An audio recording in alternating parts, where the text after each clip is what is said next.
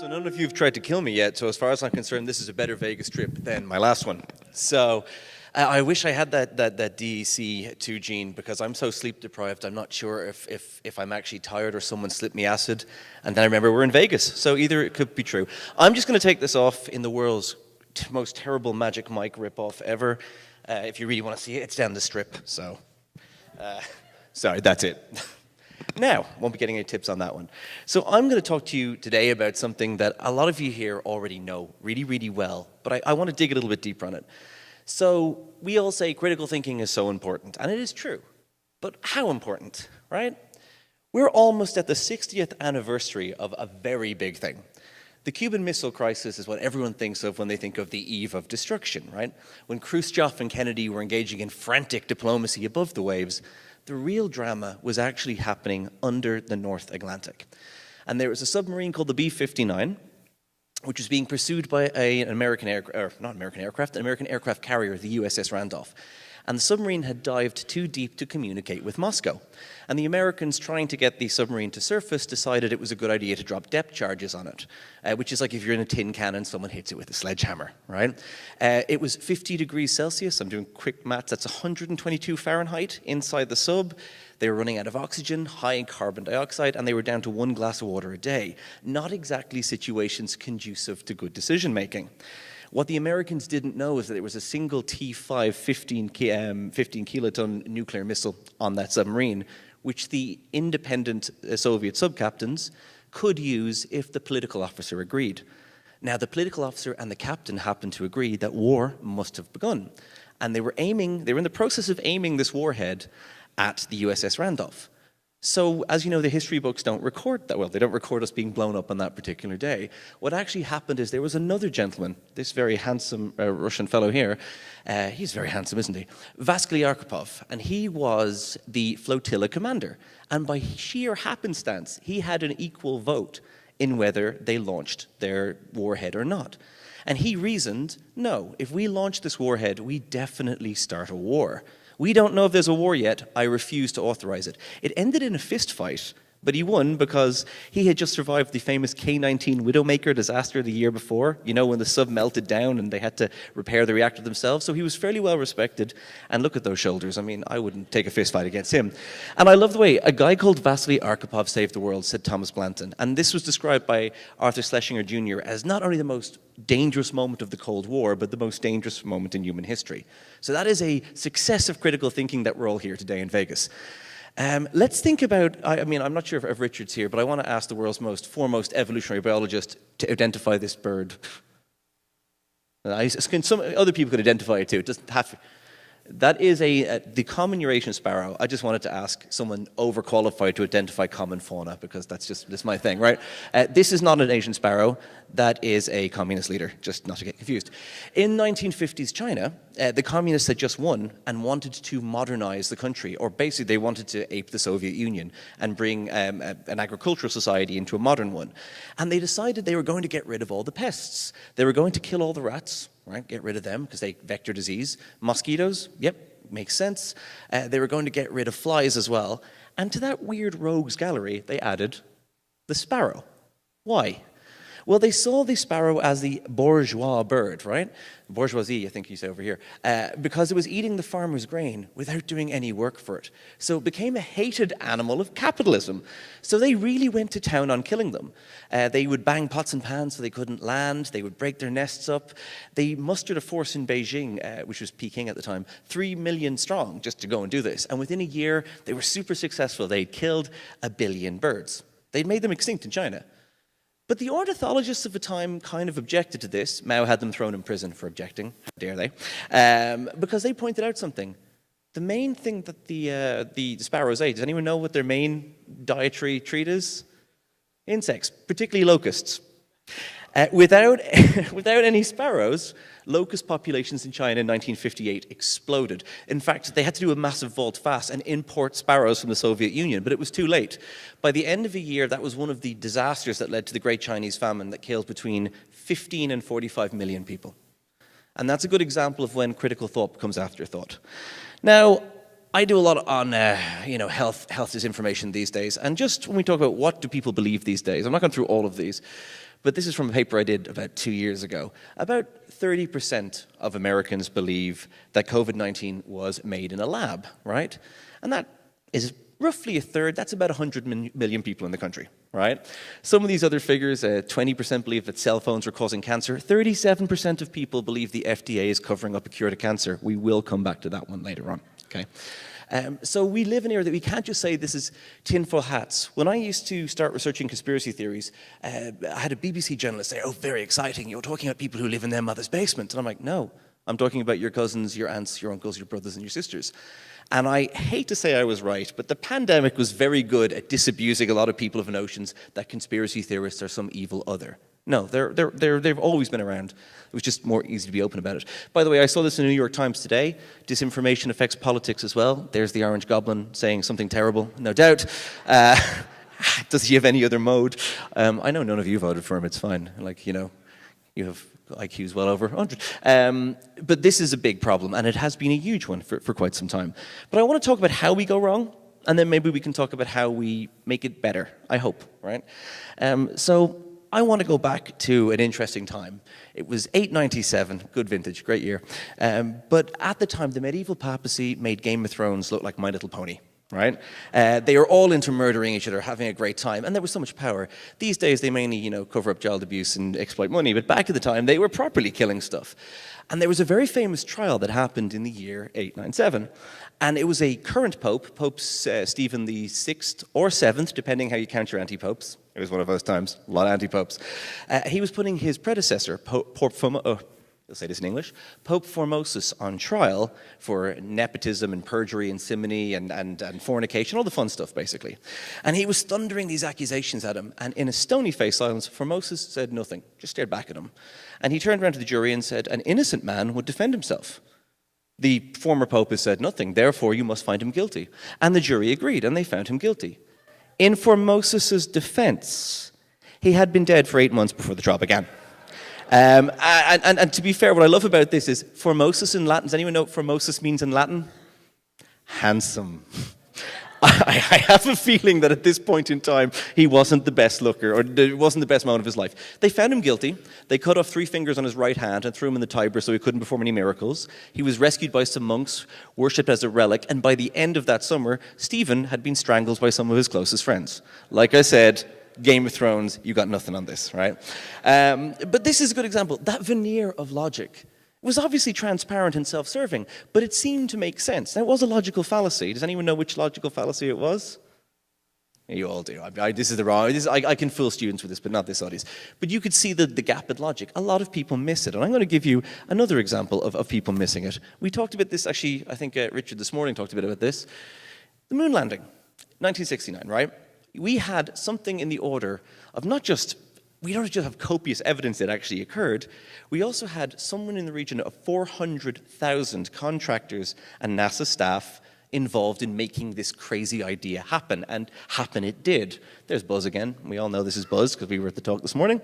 It required a huge concerted effort, and yet somewhere between 6 and 22% of the population, depending on when you survey them and what mood they're in, deny it ever happened. And the way they do it is a very interesting thing. You can show them all the evidence and they can refute it. And the way they refute it is with a fantastic jump in logic. Well, if there's a cover-up, the official reports, well, of course they'll deny that. The official reports deny there's a cover-up. Well, there's obviously a cover-up. It becomes a self-fulfilling prophecy because the logical steps don't make any sense. By the way, this annoyed me so much several years ago that I did a paper where I looked at, how long would if everyone did want to have a conspiracy, how long could you make 400,000 people keep a secret? And it turns out not very long at all, even if you make them better secret keepers than, say, the NSA. So that was fun. It doesn't convince people, but we'll talk about why it doesn't in a little while. Rhetoric is an interesting thing too. I'm obviously in the cancer research sphere, although I dabble in and out of different things these days. And one of the things that I get a lot when I talk to patient groups is this stuff. Hey man, cannabis cures cancer, and the government don't want you to know. And it's really common. I mean, and it's kind of funny to us. But what's not so funny to me is when patients I work with a lot of patient advocacy groups, and it's not so funny to me when they give up their chemotherapy, because some half-wit down the road told them that the government are covering up this thing. And what they say to me to convince me, when I do talk to them, not the patients, I will never have a go at them, but the evangelists for this stuff, they go, do you know THC, which is the psychoactive component in cannabis? Do you know that kills, cancer cells in a Petri dish? That is absolutely true. THC kills cancer cells in a Petri dish. So does sneezing on them. So does water. So does bleach. So does accidentally putting the incubator at 36.8 degrees instead of 37 degrees by accident, right? Turns out it's really easy to kill cancer cells. What it's very difficult to do is kill cancer cells when they're inside a person when you don't want to kill their cells. Because let's not forget, cancer is a mutation of your own cells, right? We tend to think that any treatment that kills the patient as well, probably not ideal. Unless you really don't like the patient, I don't know. So this kind of stuff. Where this really annoys me, by the way, the XKCD comic answer always comes to mind. When you think they can kill things in a Petri dish, yeah, so can a handgun. I'm not actually sure if that's true. I have not done this experiment. We're not a big gun country, and I haven't had the best experiences with them. But here's one of the things that I did find. This is a paper by Skylar Johnson. He's a great guy, and his colleagues, when they were in, I think he was Yale at the time, and they looked at patients that went down the complementary medicine route and patients that did not, and their survival over a 5-year period, I think here, or actually it's longer. And these are Kaplan-Meier survival curves. I won't go too nearly into them. Some of you know them, some of you don't. But essentially what this is showing is that patients who went down this route had poorer long-term outcomes. And the reason why is they tended to delay or refuse their traditional treatment. And that is never ideal if survival is the goal. So I get really annoyed at these cranks and these scam artists who do this to patients because it is not harm-free. And I think everyone here would agree that we're not just sitting here because we want to be right and we want to be contrarian. It's because this stuff kills people, right? And it causes all sorts of societal distension as well. And one of the saddest things that I found is there was a great talks earlier on that talked about scientists needing to reach out more and to make sure they're active in communication of science, and I agree wholeheartedly. But one of the things that we've noticed during the pandemic is the notion of expertise has become a little bit fuzzy, right? If I said names to you like Robert Malone, some of you recognize that name? Robert Malone claimed he invented, according to one report, he invented mRNA. So he invented something that has been essential to mammalian life forever. Good man, Robert. Good on you. But the problem is people like this, we all know Wakefield. Andrew Wakefield, I don't have to, obviously he was a fraudulent doctor who claimed falsely that the MMR vaccine, the measles, mumps, rubella vaccine, was connected to autism. It was not, yet to this day, people really believe that. I've had the mispleasure of dealing with Andrew Wakefield in person, and it didn't go well for either of us or my mental health. He's an awful human being. Judy Makovich, I think, I'm pronouncing it wrong, she came up with the Plandemic documentary. That was the #1, I say documentary with the inverted commas implied. It was the #1 video on YouTube for a very long time. And it had to get banned, but it kept getting reshared. This is terrible stuff. This is a woman you mightn't recognize. She's bigger in Europe. Dolores Cahill, she was a UCD professor in Ireland who became a COVID crank. These are just some of the ones I could mention, right? So what happened during the pandemic, which is really interesting, is that we had a fracturing of expertise. So for example, if you were very anti-lockdown, you could find, say, some professors in Stanford who would tell you were absolutely right. If you were more cautious, you could find other professors telling you the opposite. People started shopping, cherry-picking, for the experts that said their stuff. And the very important lesson, and I wrote about this in Scientific American a while ago, it's not about what an individual expert says. A scientist is only communicating science when they are literally quoting the evidence. If they go off-piste, their qualification doesn't matter one iota. They're no longer doing science. That is a very hard concept to get around to people because we use that kind of shortcut. An expert is telling us the truth. That's a shortcut that we all use. It's a very understandable one. It didn't go well for us during the pandemic. So what's really important, I think, is that we need to get better at communicating what science actually is and why individual scientists coming out with absolute nonsense. Sometimes they call it Nobel Prize disease. After Linus Pauling decided vitamin C cured everything, the only man to individually win 2 Nobel Prizes. So, no one is immune to this, but it's very important to recognize the difference and the limitations of things. I also want to talk about the psychology behind this, because this is important, I think. So why do people become susceptible to this stuff in the first place? And obviously, we see this all the time. I mean, these are just some of the COVID stuff you see. The 5G people are, having been harassed by them for a very long time, they're an interesting group. If I had more time, I'd go on a rant about that, but I won't, don't worry. If someone asked me in the bar later on, I'll give you good stories. But there's something underpinning this. This is not an information deficit problem. I think Lee said that in his talk, and he's absolutely correct to most of it. There's something deeper about it, right? So why do people believe in conspiracy theories, for example? Or why do people fall victim to this stuff, right? And one reason is epistemic certainty. We crave understanding the world around us. We want to think we get it, right? We don't want to be sitting there faking our way through this. So conspiracy theories and these false narratives give you a sensation that you know what's going on. That's your sense of well-being. This makes people feel comfortable, right? You can see why this becomes alluring. You might understand all the complicated science, but if someone says, nah, it's all a conspiracy, that's a simple us versus them narrative. That is less complex, more alluring, right? The other thing is aversion to randomness. We don't like the fact that the world is very, very random. It's uncomfortable. You could argue that all of religion is founded around that principle, right? We prefer to believe that someone is in control, that someone knows what's going on. It is perversely easier for some people to believe that Bill Gates or George Soros engineered a virus than to accept the fact that spontaneous evolution of, a previously non-particularly pathogenic virus can lead to all the chaos that we saw. It's easier, it's more reassuring. It doesn't seem like a more reassuring narrative to me, but it seems that way to a lot of people. And finally, and I think we really need to make this point, egotism, right? What does egos have to do? If you look at the kind of people that perpetuate conspiracy theory, now I am making a distinction based on what Lee said earlier on. There's a difference between people who fall victim to conspiracy theory and people that perpetuate it. The ones that sit there and do the loudest thing, or even the Joe Rogans of this world that will literally let on any crank to perpetuate it, that's not necessarily motivated by the same things that we're talking about here. Egotism is interesting, and we've seen this during the pandemic, right? It's a powerful motivator. Everyone knows about Alex Jones, who's just been, how, $1 billion? Was it $1 billion that was awarded? Fantastic, good. Couldn't happen to a nicer person. Although I usually in the longer version of talks like this, I do one, the clip, do you ever see the one about the frogs?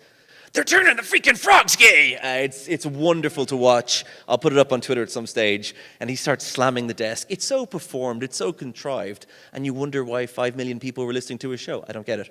Russell Brand was once a kind of lovable, cheeky, chappy comedian, and is now his most unbearable and evidently narcissistic person you could ever listen to. He's got a huge podcast. He's got 2 of them now, I believe.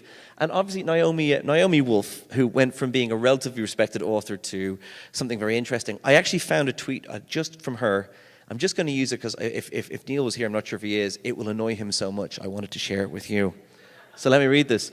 Terrifying. Also explains or confirms the conversation I overheard in a restaurant in Manhattan 2 years ago in which an Apple employee was boasting about attending a top-secret demo. They had new tech to deliver vaccines with nanoparticles. Maybe she's from Boston. She's a Southie, I don't know. That let you travel back in time. Not kidding. I don't even know where to start with taking that one apart, if I'm honest with you. So I'm just going to tell you that's wrong and hope that you'll take me on faith, right? I don't even need my physics training to tell you that's wrong, but the nanoparticles is my favorite thing, though. It's brilliant. All right. So what do these 2 people have in common, by the way? This is Princess Diana. This is Osama bin Laden. Please don't say style icons. I mean, particularly not the latter, right? What do they have in common? Any ideas? Hey, someone got it. They are both the subject of extraordinary amount of conspiracy theories that think that they are alive, but also an extraordinary amount of conspiracy theories that think that they are dead. And the people that believe one tend to believe the other, right? Like there's some kind of Schrodinger's bin Laden that's existing in a quantum supposed state of being alive and dead at the same time. And there was a study done by a friend of mine, Karen Douglas, where she got conspiracy theorists both over here in the US and in the UK and got them to read narratives where Diana had been killed by the Queen, God rest her soul, or that Diana had faked her own death.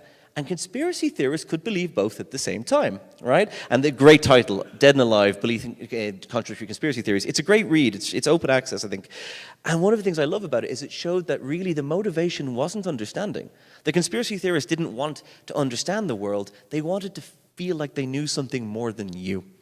So if you think that logic is the reason they're going to go there, disabusing them with logic is not going to be enough. I also love this one, by the way. I give this to my students sometimes, so I'm going to give it to you, right? Year on, year out, cancer rates go up. And if you go onto wellness Twitter or wellness Instagram, you'll find all sorts of reasons. It's the fluoride, it's the vaccine, it's the 5G. Right? You look, that is quite a substantial increase in cancer rates. Does anyone know what's going on? Anyone want to volunteer something?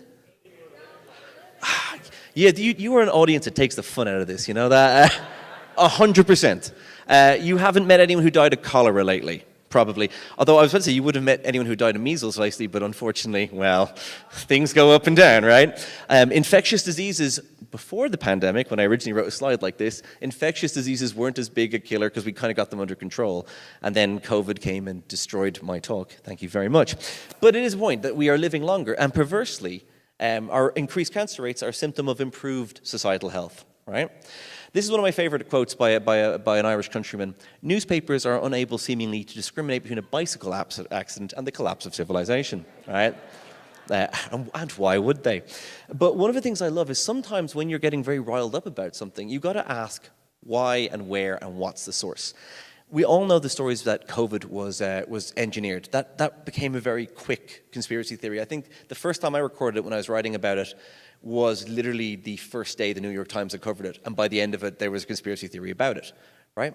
And then we found out from the European Commission that China and Russia had been backing these stories. They'd absolutely been encouraging them. They'd actually been sometimes seeding them. And you might go, why? Well, let me tell you something. There is nothing new under the sun, right? These aren't even new things. In 1981, when AIDS was first recorded, right, it first happened in New York and Los Angeles. It was originally called gay cancer, informally. Then it was GRID, gay-related immunodeficiency, and eventually AIDS. And the Soviets thought, great, you know what we'll do, the KGB? We'll have a bit of fun. And they came up with this, AIDS, a man-made disease. And they ran it in a few of their plant papers, you know, mystery disease created by US experiments. This was the infamous Operation Infection, or Operation Denver. There was two different things of it. It was very successful. People panicked. It was pure disinformation. It's the exact same thing they did with COVID, right? The joke was on the Soviet Union long-term, though, because AIDS was very, very real. And it came to the USSR. And they were years behind on their biotech research for a lot of different reasons, which I won't get into today. And they had to come to the USA for help. Because the USA had been dealing, the CDC did sterling work. And if you ever read Randy Schultz and the band played on, fantastic history of the AIDS pandemic, and really worth reading. But the back channel agreement from Reagan was, okay, we'll help you if you stop spreading this rumor. They apologized for it in 1992, but they obviously didn't learn much from the apology. So there we go. But what happens is content that scares us, content that outrages us, stuff that makes us mad, sad, or scared, we share that a lot more. And it polarizes us. It creates these echo chambers people go into. So social media, not necessarily a net force for good. I don't think I'll surprise anyone with that stance, right?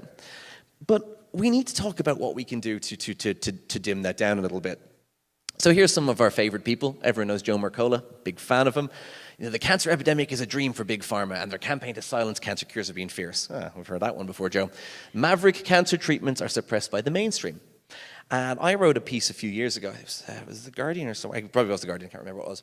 And I basically criticized this particular body, the Alliance for Natural Health. And I'm going to explain why I criticize this state, because this is really common when I deal with patients, right? They've heard this stuff and they're scared and they become susceptible to nonsense, right? They wrote a nice hit piece on me. I don't know where they got this picture, but it was wonderful. But and they were supposed to insult me. They said, he's young, he's hip, he's got cool hair. And I think that was supposed to reduce my credibility, but I actually had that printed. I wanted t-shirts of it because no one has ever been that nice to me before. And they said, Skeptic. I've joined the UK Skeptic Knights, Brian Cox and Simon Singh, and very nicely, Brian Cox did actually welcome me. We had a secret handshake. It was fantastic. But let's play the Socratic method on this, right? Let's break this down. Let's not just dismiss it as something obviously silly. Let's play devil's advocate, right? Let's take premise one, that there is a hidden cure for cancer. Well, here's the thing. We need to think about that. Cancer is not just one disease. Cancer is a family of over 210 known maladies, all united by irregular or strange cell division, but they're all incredibly different. You don't treat a thyroid cancer the way you treat a pancreatic cancer because the cells from whence they came are very different. I think I can say whence. I don't have to put the from there. It's a very different thing, right? So why would you expect a single magic bullet to work for all of these? So that's the first big question I would ask someone who says this to me. That's the first thing I'd ask them. I go, what about that? The next thing they'd say is, well, there's no money in a cure. If you cured cancer, Big Pharma couldn't make any money. I'm like, au contraire, they can make a lot of money. If you can cure a disease that half the world will get, you're going to make money, even if you give it away for pennies, right? But the other thing is, they go, well, they can't because it's natural, it's THC. Yeah, we can. They bioprospect all the time. If you find the active ingredient, you synthesize it first, you prove it works, you make all the money, right? If tomorrow we found vitamin D really cured cancer, every pharma company in the world would be scrambling to find out exactly what concentration, exactly what they could synthesize, and exactly what they could sell. So that's wrong. And the final one they come back to me with is, well, cancer rates are being manipulated. We're being given cancer. Does anyone know who this is? Yeah, exactly. Sometimes called the father of medicine, right? He was describing cancer about 3,000 years ago. Because if you let a skin tumor grow too long, it starts to poke out through your skin. And it looks like little crab legs. Hence, cancer. We don't let that happen anymore. That's a big no-no now, right? If your tumor's poking out your skin, something's gone wrong. Anyone here speak ancient Egyptian? No. Well, you're going to have to take it on faith that this is an article by Imhotep describing the removal of a breast tumor, and that's over 3,000 years ago. So cancer is an ancient disease. We're just living longer and getting more of it. Similar thing, and I won't go into this, the Wuhan lab leak stuff has a similar thing. If you take apart every beat of the story, it just doesn't work. Pandemics arise in nature all the time. You don't need to make human intervention. That's not a better explanation, it's a worse one. You make bioweapons and they backfire. That's why people stop making them. If China made this as a bioweapon, it didn't do them a lot of favors. If America made it as one, didn't do them any favors either. So this is the Occam's razor, the finest razor we have. It doesn't add anything and it takes more. So as a wise physicist once said, the first principle is you must not fool yourself, and you are the easiest person to fool. So just to sum up, I'm going to do one more slide and then I'm going to finish up with something, right? So some things to question. If we hear something, does the logic make sense? Does it follow? Does one premise follow to the other? Are we being misled by emotional rhetoric or bad framing? Are our own biases playing in? Because that's a big thing. And are someone else's biases playing in? If we're talking about numbers and stats, are we comparing like with like, or are we missing something, right? Are our sources reliable? Something that came from, I don't know, the New York Times is probably more reliable than your racist uncle's Facebook page. And we need to know that. And finally, like, are we following the scientific method as it's meant? But before I sit there, and we're all skeptics, and I'm telling an audience, I am preaching to the choir here. But we actually want to make the world a better place, and I really feel we do. And I love this quote from Voltaire, which is, love truth but pardon error. Because remember, a lot of the people you will deal with who believe these strange ideas are victims of these ideas, right? In 2013, in Japan, the HPV vaccine, which by the way can prevent cervical cancer, came under sustained attack by anti-vaccine activists. Uptake dropped from 70% in 1 year to 1% the next year. It came to Denmark the year after. It went from 79% uptake to 17% in a year. And then finally in 2015, it came to Ireland. We had 87% uptake, and within a year, it had gone down to 1. And there was, it's gone down to 51, not 1. That would be very bad. And there was a lot of stuff. Now, I was involved in communicating a lot of this at the time. So I came out there, and the Irish government did something very clever and proactive, which is rare I say that, but they did. They got a bunch of people like me, and scientists and doctors and trusted parent groups to produce literature and fact-finding services that would kind of neutralize this a bit, reliable sources of information. And that started to help.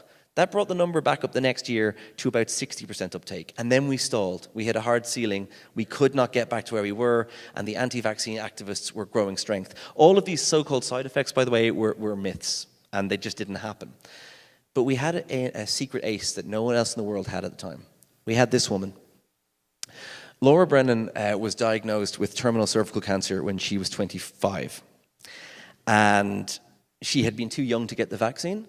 And she had been following this in the Irish media. As she knew that this cancer would take her life, she was watching people not vaccinate their daughters. And she contacted the Irish Health Service and said, what the hell? Use me.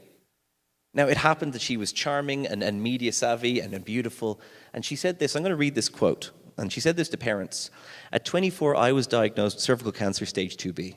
I was quite optimistic as something could be done. With chemo and radiation, there was a good chance it could be cured. 2 months later, it was back. And things are different this time. There is no treatment that will cure my cancer. There is only treatment that will prolong my life. If anything good comes out of this, I would hope parents get their daughters vaccinated. The vaccine saves lives. It could have saved mine. Laura was a phenomenal person, and I had the pleasure of working very, very closely with her.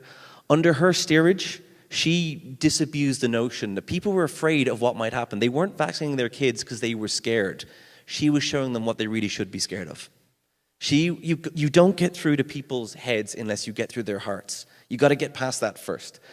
She did absolutely incredible work. She died at 26 in 2019, but now in Ireland, the vaccine uptake rate is over 90%. And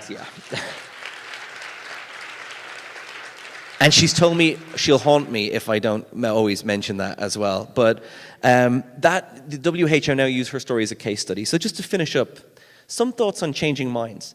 There is no shame in changing our minds or giving other people the freedom to do so. There's only shame when we refuse to do so and the evidence permits. We are not our ideas. We should be promiscuous with our ideas and abandon them when they no longer make sense, right? We should alter them when required. And we never change anyone else's mind. You've never changed anyone's mind. You've given them the tools to change it. No one's ever changed yours. They've given you the tools and freedom to come to your own conclusions. They've planted the seed. And that's something to remember even when we get frustrated with people. Plant the seed and just hope that reason wins out.